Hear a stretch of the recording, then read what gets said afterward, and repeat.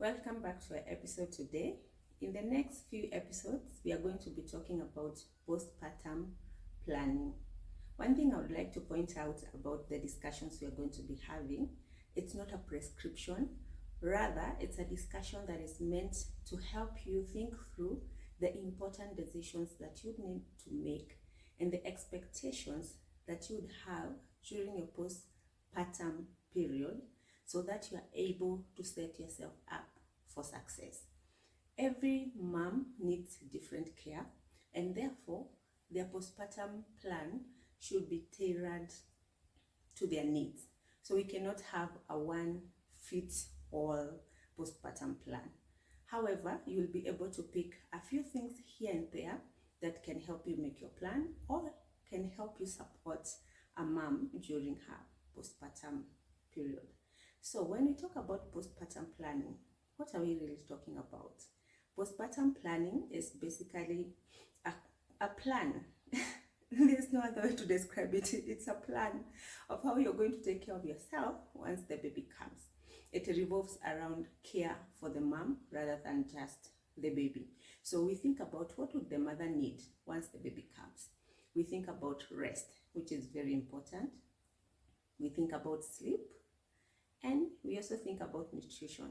A mom needs to eat well to be able to heal and recover after such a journey of carrying the baby and even pushing in the labor room or after the CS section. So let's begin with rest and sleep. They say that every parent needs 4.5 to 5 hours of sleep to be able to function normally and fully. I know that sounds tricky, and I would like to know, if you're a mom, did you ever have a season or a time when you were able to catch 5 hours of sleep when your baby was a newborn? And I'm thinking, well, as impossible as that sounds, it's possible to come up with a plan where at least you're getting, even if it's 2 hours of uninterrupted sleep. And for you to do that, you need to create a support system around yourself. So the first question would be, do you have someone who is available to help you during the day? Or do you have someone to help you during the night? Someone you can call anytime. They will come, take care of the baby, and allow you to go and take a nap without the worry that the baby needs a diaper change or the worry that the baby needs feeding. And even at night, where it's the most crucial time when the mom needs to catch some really good sleep, do you have someone who can help you take care of the baby? They take over the shift, or you swap shifts. They take care of the baby while you're able to catch good sleep. That is something you'd want to think about. Have a list of 3 or 5 people who can come in handy whenever you need them. You can talk to them in advance, let them know, or ask them, can I call you at certain times? And they'll be able maybe to tell you the timings that they're able to be there for you. And during those times, you can call them, they come in, take care of the baby, and you get to take some good sleep. One of the things we say that the best way to heal during postpartum is to sleep. Sleep deprivation is a horrible thing. It affects your mental function, affects your emotional function, and even your mood is truly affected. If at all without having a baby and I miss a bit of sleep, I normally feel easily irritated. Then imagine you have all these hormones all over the place, then add lack of sleep on top of that. It can't be easy. So think about how you're going to take your naps. Second is to think about, let's think about people who have other children.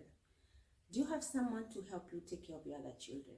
Sometimes it can be overwhelming when you're the one taking care of the newborn and at the same time you are caring for your other children. That's not an easy space. I can remember how that was for me, especially with our last 2 kids who are not so far away apart. It was really overwhelming, truly overwhelming for me. And I had not thought through of how it would be having a newborn and another toddler. I had not really thought about that. But when I got into that space, I realized, wow, Even with a help in the house, it was still overwhelming.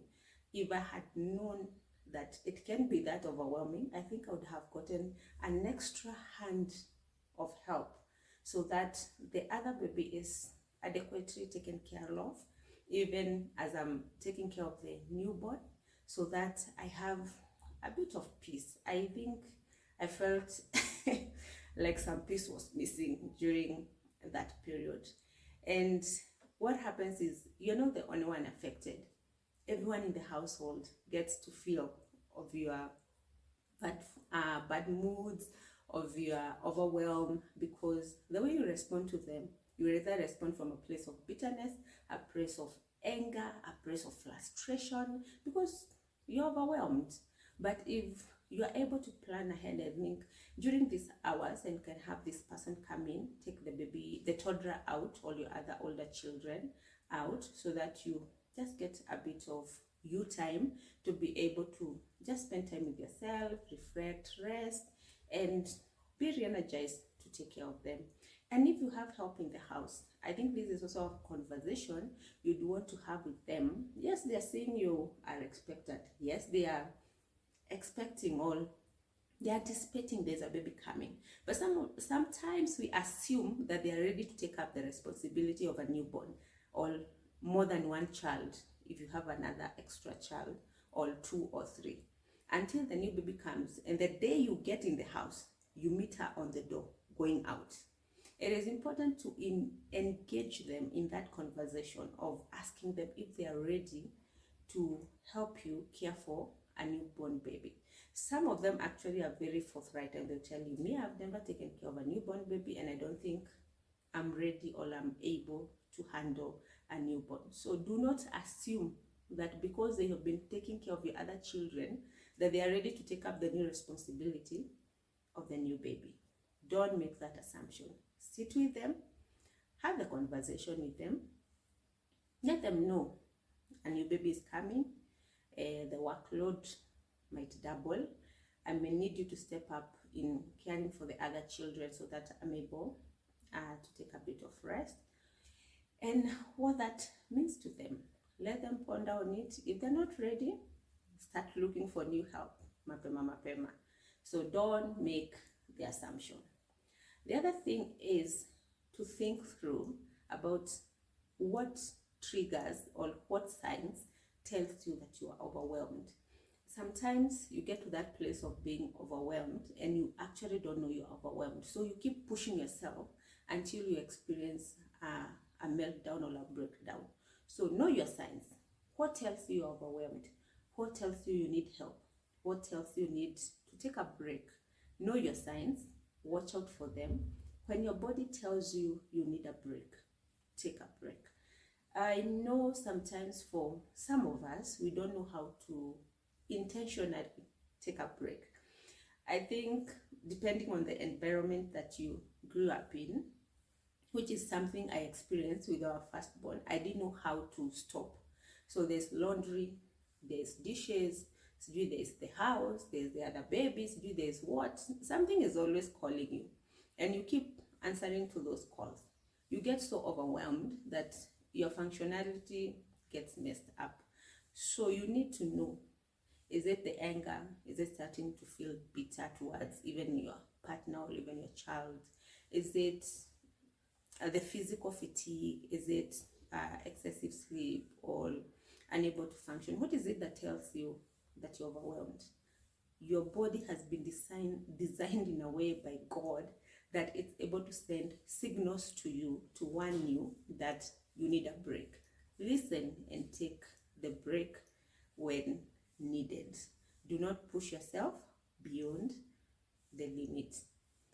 I think the other thing that I would add on that signals is that to be able to know the difference between baby blues and postpartum depression. Baby blues, they last 1 to 2 weeks after birth. But then postpartum depression, it continues even after those 2 weeks, and the symptoms keeps getting worse. So do you know the symptoms of PPD? Apart from when you have baby blues, there's the mood swings, sometimes lack of appetite, and a bit of maybe lack of sleep or too much sleep, but that should wear off within the 2 weeks. But when you start feeling hopeless, feelings of guilt, feeling like you're not a good enough mother, feeling like you're not capable of taking care of your child, not being able to bond with your baby, if at some times you have suicidal thoughts towards yourself and towards your child, and at the same time you have this extreme fatigue that it even becomes impossible for you to care for yourself, or you get to this point where you isolate yourself, you find yourself, you just want to be isolated, it's a good time to talk to someone.